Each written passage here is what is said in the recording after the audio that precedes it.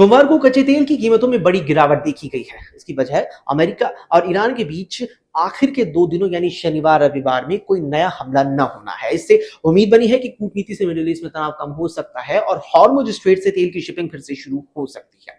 शुरुआत में तेल लगभग 5% तक गिर गया। ब्रेंट क्रूड $4.37 यानी 4.52% गिरकर $92.41 प्रति बैरल पर आ गया।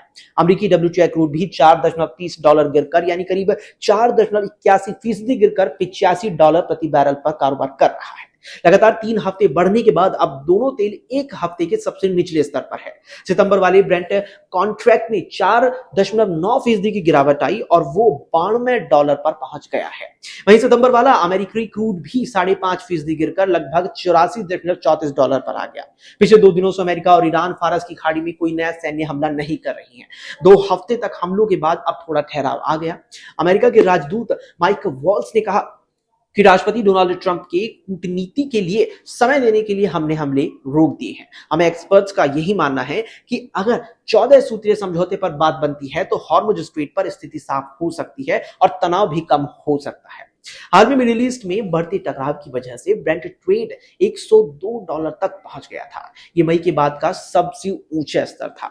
हमले कम होने के बावजूद शिपिंग पूरी तरह सामान्य नहीं हुई। केपलर के एक डेटा के मुताबिक वीकेंड में हर दिन 10 से भी कम तेल के जहाज हॉर्मुज स्ट्रेट से पार कर रही हैं।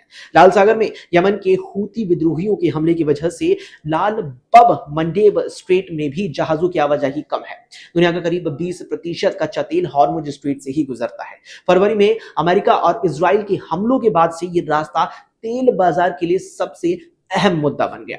हालांकि कीमतें पिछले हफ्ते के ऊंचे स्तर से अब नीचे आ गई है, लेकिन टकराव खत्म न होने की वजह से बाजार में अनिश्चितता भी बनी हुई है।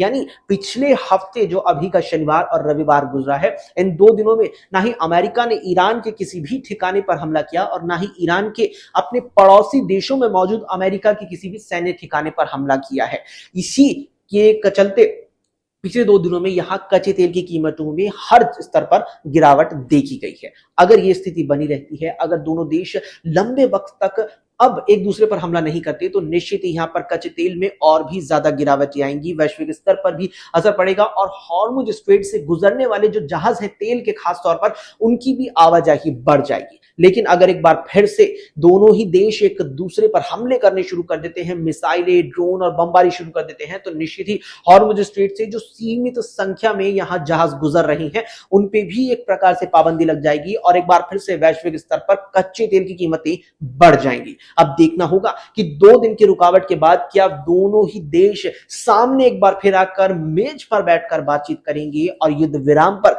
दोनों अपनी सहमति जताएंगे, या फिर ये युद्ध यूं ही जारी रहेगा। अपनी राय कमेंट में हमें जरूर बताएं।